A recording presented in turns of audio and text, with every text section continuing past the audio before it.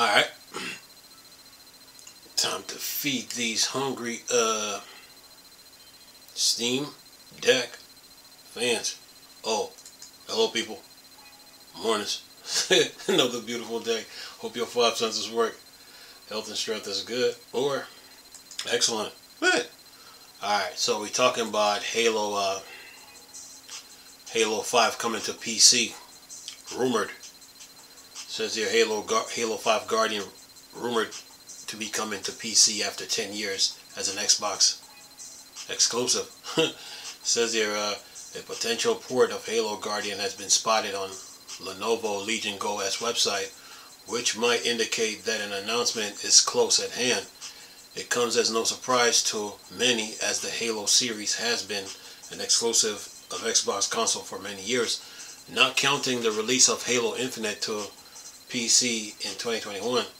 A possible PC port of Halo 5 is in line with Microsoft's strategy over the last few months of branching the Xbox ecosystem onto other platforms. The company wants its own games to reach a wider audience, and it looks like such a plan has now hit full gears with the appearance of Halo 5 on Lenovo Legion Go website. Says users have been asking for a PC version of Halo 5. The game first landed in 2015, though earlier rumors suggest that a port was handed in the works. It was reportedly shelved due to technical issues, including frame rates, but with advancement in hardware and a renewed sense of cross-platform capabilities for Microsoft, it seems those hurdles have been jumped and Halo 5 may be on its way to PC.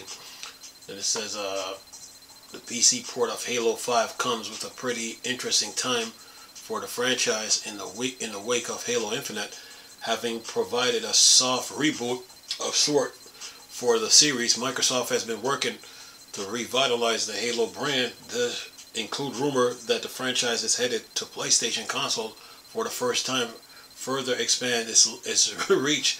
It's worth noting that with the Lenovo Legion Go S will be powered by AMD Ryzen Z2 Go and Z1 Extreme, alongside with up to 32 gigs of DDR5X memory. The display will be an 8-inch 1610 120 Hz touchscreen with a 55.5 watt battery. Will go inside the 730G device. The SteamOS variant of the Legion Go S will be available on May 25th, starting at $599. Now, over on let's see, who was this? Over on eTechnics now. This ties in with Microsoft. Let's see here. What do we got? I think there's an article here talking about the Xbox Developer Direct. Then it says the much anticipated Xbox Developer Direct is officially happening on Thursday, January 23rd, 2025. This is a special event will showcase upcoming Xbox video games for the Series X and S and Game Pass. Teams for Xbox and third-party partners will reveal the detailed gameplay footage and updates about the several highly awaited titles, including Doom, The Dark Ages. And it says the event will kick off at 1 p.m. Eastern Time and can be seen for free on YouTube and Twitch. The presentation is expected to last 45 minutes. Similar to previous edition, Microsoft has confirmed that the showcase will focus on 4 games: Doom, The Dark Ages, South of Midnight, Clear Obscure Expedition, and yet to be announced. Says viewers can look forward to a gameplay preview and release date announcement for all these games. Mysterious fourth title has already sparked curious among fans. Rumors suggest it could be a remake or remaster of the Elder Scrolls 4 Oblivion, a classic Bethesda game from 2006 according to speculation. This project has been in development for years in collaboration with various games and is set for a 2025 release. Well, Microsoft got plans on the 23rd, and then rumors of a Halo 5 release on PC. Well, like I told you, PC gamers, you got plenty of games to play. In 2025, you're talking about, let's see, Spider-Man 2, Final Fantasy VII Rebirth, Monster Hunter Wilds, Metal Gear, Last of Us 2, Elden Ring on Night Range, and now Elder Scrolls, and now even rumors of Elder Scrolls and what's this, Doom, South of Midnight, Clear Obscure Expedition, and Halo 5. So yeah, you guys got plenty of games. You got plenty of games to play, plenty. So you PC gamers, you're good, man. When it comes to video games, you guys, oh yeah, plenty of game, man. And with those games comes what? Updates. Yeah. So you guys are in good hands, man. Let's see here. What's this? Let's see here. PC Game Pass offers nearly 5,000 worth of games in 2024. Well, keep offering more. That's what I say. Says your PC Game Pass proved to be an incredible value in 2024, offering subscribers across an interesting lineup of game worth nearly 4,812. This estimate is based on the standard launch price for games included throughout the year. While such calculation can vary due to fluctuating games price on PC, the overall value remains significant. During the year, the service added 137 games, making it one of the best subscription services available, particularly for PC gamers. The annual subscription costs are of around $144, $12 per month, highlight the subscription saving compared to combined retail price of games. Then it says the subscriber Game Pass Ultimate, the value was even greater. In addition to PC offering, the Ultimate users gains across additional titles, including major release like Call of Duty Black Ops 6. The game joined service in 2024, making it a milestone with Call of Duty games debuting directly in the catalog. The access of PC Game Pass in 2024 set expectations for 2025. With extensive library and consistent additions, service continues to stand out as an exceptional choice for gamers. Well, it's a Game Pass world we're living in it. Look, Microsoft got Game Pass on Samsung TVs and LG TVs. So, I mean, they did plant those seeds. They did use the trial of Activision Blizzard to expand Game Pass by giving out 10-year contracts to different studios. So yeah, they've been adding games to Game Pass. They're gonna be adding more. I will be expecting to see. I've heard rumors of all the Marvel games that was on the original Xbox and the 360 coming to Game Pass now that Microsoft owns Activision Blizzard. We're talking X-Men Legends, Marvel Ultimate Alliance 1 and 2, the Spider-Man games, the Wolverine, the Hulk, yeah, all those games coming to Game Pass. So you Game Pass subscribers are looking good. So if you're thinking about getting a Series X, yeah, now is the time, man. So yeah, you guys are good, man. Plenty of games to play. 5,000 worth, okay. Keep adding more. Don't stop.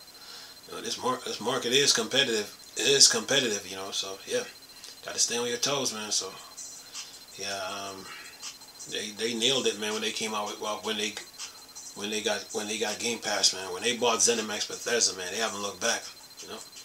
And you know, they went after Activision Blizzard, so it was worth it, man. You know, so a lot of people be saying that Microsoft closed down studios to recuperate money. Nonsense. I thought they should have never closed down the studios, you know, and I thought they should have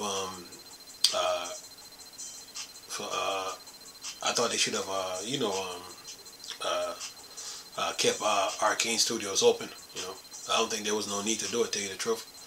But anyway, what else we got here? Oh, here's another piece of news here. Let me see this. Federal watchdog aim to extend bank-like protection in game currencies. Says here, gamers complain of unauthorized transaction scams and hacking attempts in account left. It says something to look forward to as the gaming industry continues to evolve or grow or integrate more complex financial systems. A federal rule has been proposed to better protect players. The response of game developers and publishers to these potential new game regulations, and how these rules might reshape in-game economics remains to be seen. The Federal Consumer Watchdog Agency, the Consumer Financial Protection Bureau has proposed a new rule that could fundamentally change how virtual video game currencies are regulated. On Friday, the CFPB announced its intent to extend protection similar to those applied to real-world bank account in-game currencies, acknowledging the growing importance of these digital assets in the gaming ecosystem. This proposed rule aimed to clarify the right of video game consumers under the Electronic Fraud Transfer Act. If implemented, it would require gaming companies to address financial issues reported by consumers in a manner similar to how banks handle claims of fraudulent activity. This means players could potentially receive refunds or compensation for unauthorized transaction involving game currencies, says the CFPD's decision comes in response to a surge of complaints filed with both the Bureau and Federal Trade Commission. These grievances highlights the various issues including unauthorized transaction, scams, hacking, attempts, and account theft within the video games and virtual worlds. Many consumers have reported receiving minimal assistance from gaming companies when facing such problems. It says here, to gather more information and insight, the CFPB has opened a public comment period lasting from Friday through March 31st. The agency is particularly interested in hearing from gamers about their experience within game transactions, any issues that they encounter with virtual currencies, and how gaming companies have responded to their concerns. It says, if enacted, the proposed rule could have significant implications for popular gaming platforms like Roblox. I said Redblocks. Roblox, which uses its own virtual currency, Robux. Currently, Roblox advises users to contact consumer support before disputing charges with their banks. However, the CFPB April reports reveals that many players who sought help from their financial institution regarding unauthorized charges on Roblox subsequently had their account locked or terminated by the company. And then it says this new regulatory approach reflects the CFPB recognition of gaming platform as early adopters of technologies that often expand into broader mainstream use. The Bureau is particularly concerned about the impact on young users who are being exposed to spending money within the virtual environment from an early age. It's worth noting that not all games with virtual currencies may fall under this proposed rule. For example, games like Fortnite, where the virtual currency cannot be converted or transferred between players, might not be affected. Yeah. And then we got one user here. Who is this? Scott Soapbox. He said this is actually a good law. Banks retain most of the power, but are required to take reasonable steps to prevent and react to fraud similar to crimes. It's not unreasonable for companies making millions to billions on in-app currencies to spend some of that profit on reducing the theft of said currency, its cost of doing business. Well, Microsoft, if that's the case, then I get a refund from. If that's the case, then Microsoft, I get a refund from my my Raiden Aces disappearing off my Xbox 360. Yeah, you know Raiden Aces. You know the game that's like Strikers 1945, 19XX. You know 1942. You know airplane shooters.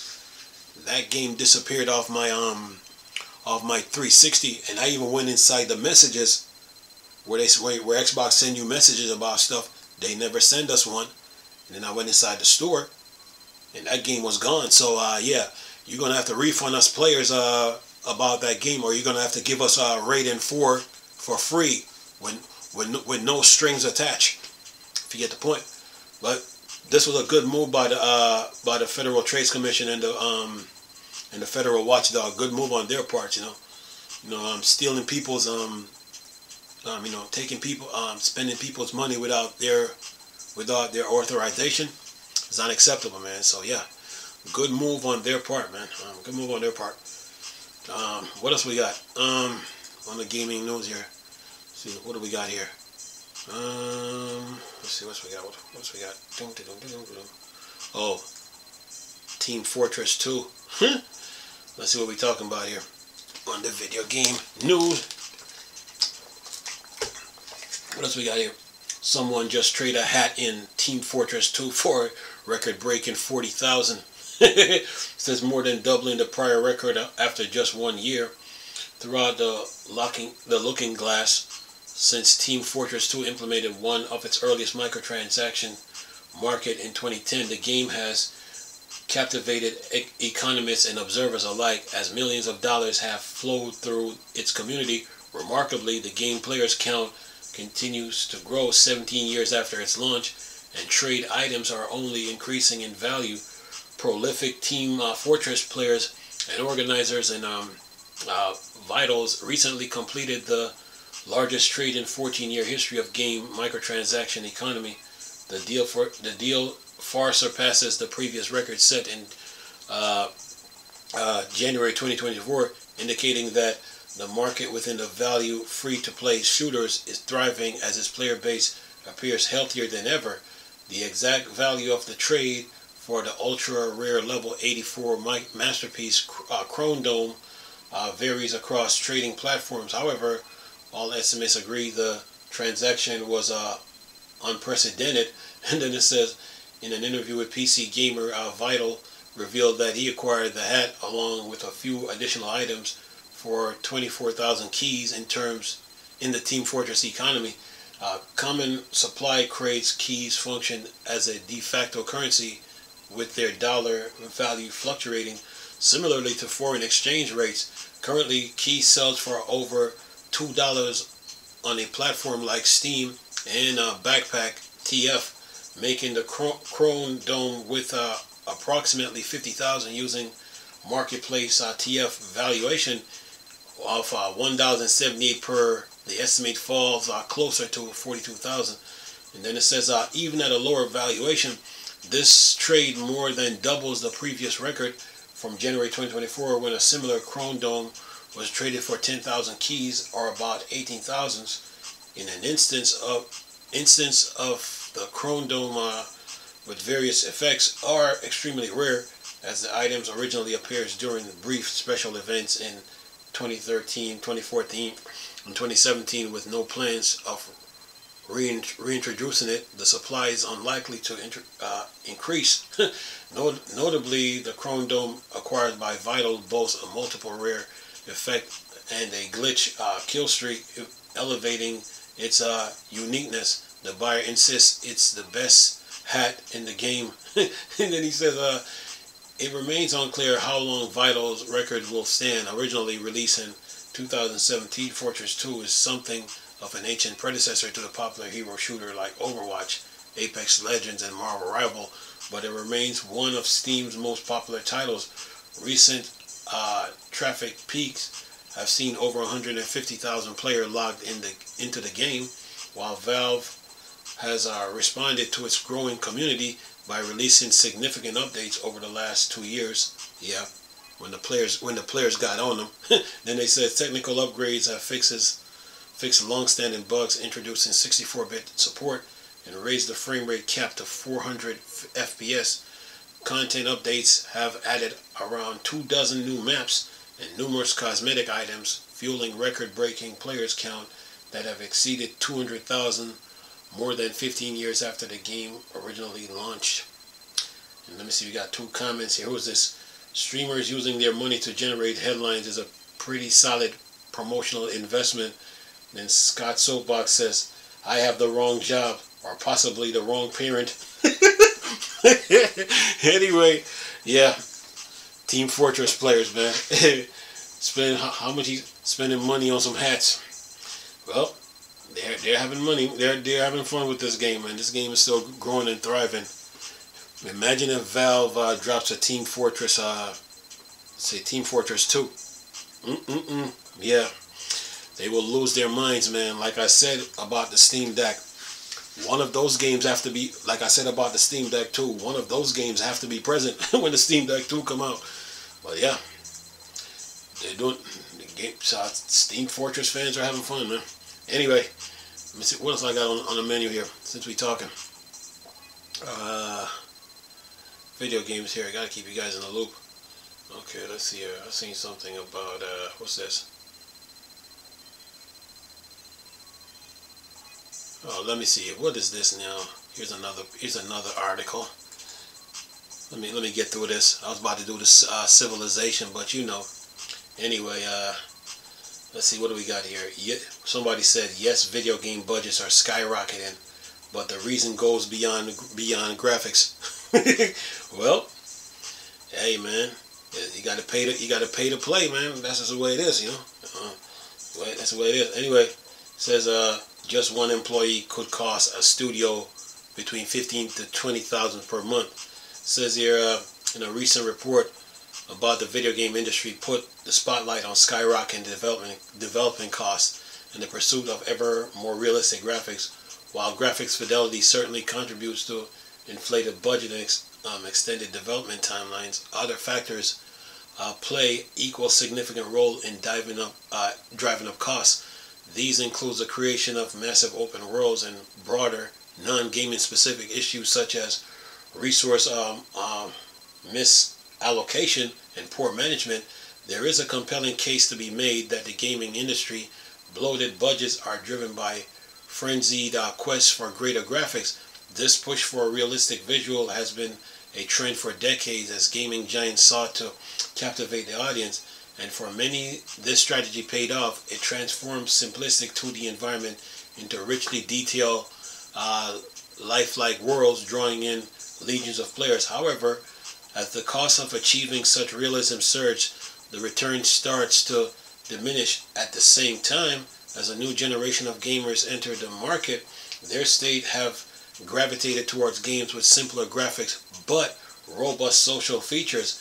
It's very clear that highly fidelity visuals are only moving the needle for a vocal class of gamers in their 40s and 50s. Jacob Novak, a former executive at Square Enix who left that studio to start his own media company, told the New York Times, "But what does my 7-year-old son plays? Minecraft, Roblox, Fortnite." It says, while graphic fidelity undoubtedly plays a role in inflating budgets, it is not the sole culprit. An equal compelling case can be made that primary factor of our rising video game development costs are labor expenses and resource mismanagement. In high-cost cities like Los Angeles, each employee can cost a studio between 15 and 20,000 per month, including salaries, benefits, and overhead. As development teams have grown significantly in size, these costs have multiplied exponentially. It says whatever the cause of the soaring development costs, some argue that the gaming industry faces a critical juncture because its current path is not sustainable. Video game journalist Jason Schreier illustrated this point in his Bloomberg report. Let's do some quick napkin math. If you have 100 employees and you're estimating 15,000 a month, and then it says in parentheses a conversative guess, for each one you're spending 18 million a year. But those days the top game studios are much bigger than that. So if you have 300 employees and you're estimating at 20,000 a month for each one, then it says in parentheses, got to pay good wage to compete in 2025. You're spending 72 million a year. Then it says recent revelation from Activision executive disposition in a lawsuit shed further light on the staggering cost of modern game development. Call of Duty Black Ops 3 2015 cost $450 million to develop. Call of Duty Modern Warfare 2019 cost $640 million, and Call of Duty Black Ops Cold War 2020 cost $700 million. With over 3,000 people working on Call of Duty franchise, labor costs are undeniably substantial. It says there are other factors at play. Modern games often feature massive levels and sprawling open world, requiring significant development time and resource management issues such as inefficient workflow, technological shift, and indecisive executive can also lead to waste time and inflate budget. It says abrupt changes in direction, such as pivoting from single players to multiplayer games as a service, can further compound inefficiencies and costs.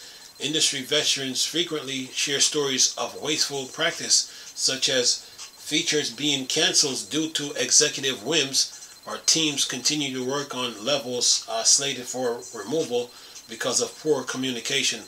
While iteration is a natural part of game development, excessive waste work often result in crunch time and budget overrun. As production expenses for major gaming titles breach the $100 million threshold, game companies would be wise to engage in serious self-reflection and examine their internal process if they hope to maintain a sustainable, innovative industry. Well, there might be some truth to that, but you gotta understand that when the specs goes up in a console, so does the game, so does the experience. That's like going from the PlayStation 2, Dreamcast, GameCube, original Xbox era to the PS3 360. You can see the growth in the game design. The specs in the hardware specs went up. The level designs went up, meaning now that you can expand on the level that was like it was like trapped in a box, on the older console. It's like on the older consoles you could work with you only had to work with what you had. You couldn't expand the level. But when you go up in specs, so does that game that you made earlier. You got to expand it, open it up, stuff like that. So yeah, it's a part of the game, man. So another thing too is when developers don't follow the blueprint of certain games. They try to go against it. Like for instance, with the Avengers, WB game laid out the blueprint for the Avengers and said, okay, if you're going to make a superhero game, okay, it's got to be in this format. Crystal Dynamics went against it. So when the Avengers came out, it was supposed to be an open world game like DC Universe. Look what happened. The character models, fine. The combat system, fine. Your movement, fine. But your freedom of movement, meaning open world, oh no. Nah, that part was missing. There's a whole lot of details was missing from that game. So yeah, this is why I keep saying Crystal Dynamics need to go back and fix this game. You know, I've been saying it for months, even weeks. Anyway, all right. What else we got? We got 6 comments here. Okay. Anyway, let me see if I can get through this other one. Anything else? Let's see here. What time is it? 20. Okay, we got. I think I got Civilization here somewhere. Where is it? Okay, I think I got Civilization. Okay, here we go. Let me get this out the way. Yeah, man. I got the news for you guys. But yeah, when the specs goes up in consoles, so does the detail and those environments. Look at the difference between Final Fantasy VII and Final Fantasy VII the remake. See what I mean? Anyway, let me keep going here. What do I got? Let's see here. Civilization gained Steam Deck verified badge ahead of February launch. Yeah, it says here Firaxis Games have managed to get Civilization games into official Steam Deck verified lists for the first time, and as far as entry that not even out yet, the portable gaming PC from Valve will be supported by the hugely anticipated 4X strategy game right out the gate, letting owners take their one last turn with good frame rates, proper handheld gameplay. Sid Meier Civilization is only a month away from landing on Steam Deck. Verification means that players will be able to jump in from their Valve hardware without having to do any tweaking or fiddling. The hardware built-in control and touch display should work out the box with the game too. The most recent entry in the series, Civilization what's this, 4 is the or is this, I think that's 6 is listing as or is that 7 listed as playable on the Steam Deck, is missing out on getting the verified badge, largely due to issues with 2016 release game.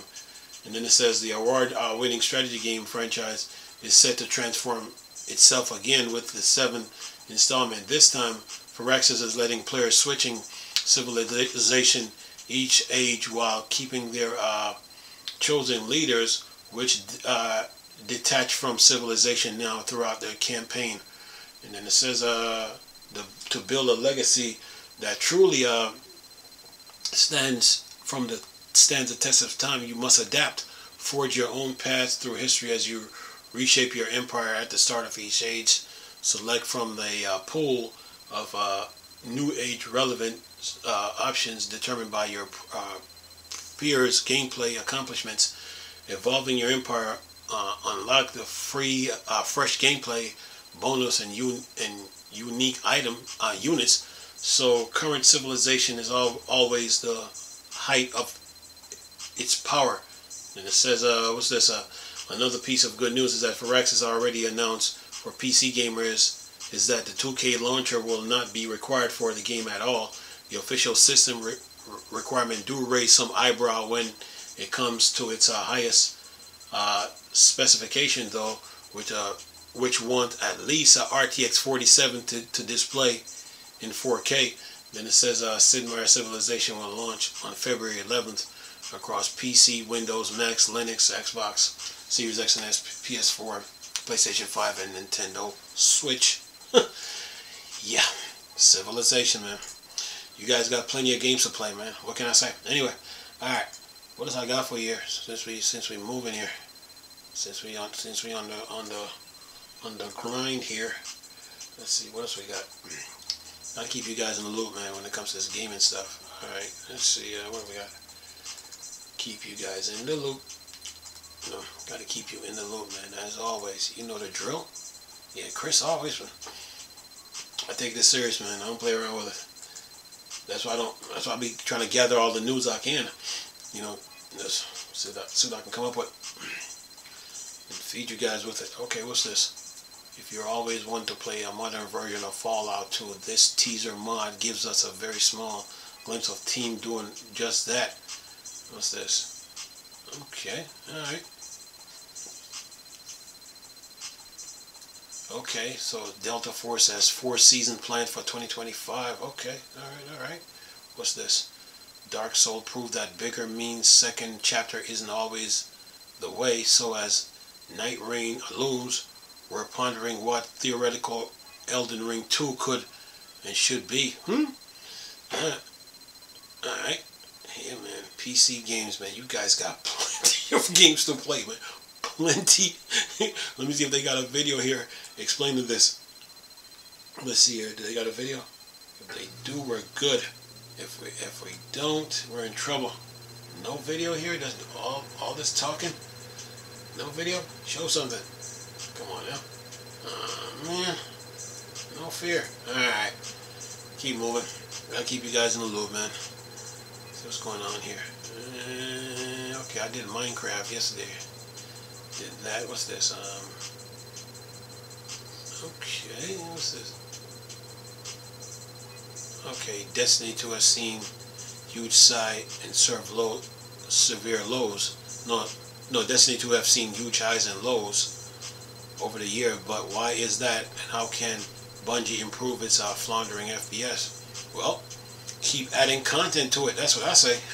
You know, keep adding content, man. Anyway, anything else? Let me look through this list. Make sure I got everything.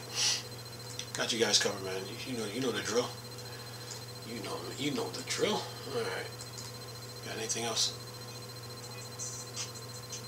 Okay. Wait a minute. RTX here is coming to Indiana Jones in the Great Circle. Really? Video games, man. So, oh, okay. Okay, so next gen tests FX Hairworks NVIDIA RTX Air Tech is coming to Indiana Jones. Indiana Jones in the Great Circle is the latest game to showcase visual benefits of full ray tracing, and soon the game will look better than ever on PC. Now we aren't talking about NVIDIA DLSS 4 and its new tech AI model. We are talking about additional of RTX Hair to the game. Hair rendering has always been an important part of gaming visuals. We have come a long way since Hair, which is a simple block of polygons. It wasn't long ago technologies like Stress FX and Hairworks were praised for their high quality hair rendering. Now NVIDIA is taking its hair to the next level. RTX Hair, NVIDIA GeForce evangelist Jacob Freeman has given a free glimpse of this new hair rendering technology. It uses linear swept spares and reportedly delivers improved performance, higher image quality, and lower VRM usage than Indiana Jones' existing hair rendering solution with more performance and higher image quality. This tech is a win-win for users. And then it says, thanks to the release of DLSS 4, Indiana Jones and the Great Circle will receive some further image quality with DLSS new former base AI models. Users can expect higher levels of image quality on GeForce RTX GPUs. Yes, NVIDIA improved RTX technologies aren't exclusive to the company's new RTX 50 series GPUs. Thanks to NVIDIA new models, users can expect less ghosting, higher level image quality, and smoother edges than before. That's great news for RTX users, even those of older RTX graphics card. Yeah. Keep them in the loop. Alright, what else we got on the gaming news here? I think I got everything. I think. Got one more spot to check in and I'm done. What's this? Let's see, what's this? Gotta put the news out, man. Gather it and deliver it. What's this? This is a short article. Got you guys, man. You know the drill. Yeah, I gotta put the news out like this. What's this? Tetris packed inside a PDF file to run in any PC browser. PDF Tris runs a 4K 60 kilobyte PDF. Games run in modern browsers using either PDF IUMs or JS or PDF JS rendering. Yeah, browser games. Let's see what they talking about here. Let's see. The classic Tetris says. See if I can get this. Says. Here's a working game of Tetris in a PDF, even as keyboard controls by typing WSD in an input box. Plus, upon game over, you can save your score by printing the page. All right, this is should work in most browsers. This article is on Tom's Hardware, so I'll leave it in the description box. Yeah. Anyway, anything else we got? Let me check one more spot and then I'm done. Let's see what Mr. Gaming on Linux got. It gets like that. Gotta put the content on, guys. You know how it goes. Video games. You're gonna go in, go all the way in. Alright, that's that. Well, that's all the news I got to report. Hope you guys enjoyed the video. And that should hold you for the rest of Sunday until tomorrow. Hope you guys enjoyed the video though. Have fun gaming and enjoy your Sundays. See you tomorrow. Nice talking to you people again. Chris, still Star Wars and Star Trek fan. Boring Dark Side. Go. Peace.